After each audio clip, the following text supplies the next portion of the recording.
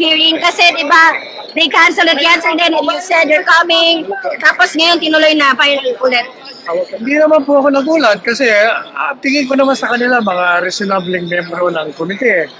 Nakita nila ang katwiran na pwedeng ituloy natin dahil nandiyan naman yung resource person, ang pinakamahalagang istigo na maaaring pagkunan nila ng impormasyon. Kaya tama yung desisyon nila, ituloy na lang natin. At saka para matigil na yung mga kantsawan, kaysa natatakot, nandito na nga, kayo yata nakatakot, para mawala na yung lahat yan. Sabi nga ni Presidente, para magkaalaman na, pupunta na ako.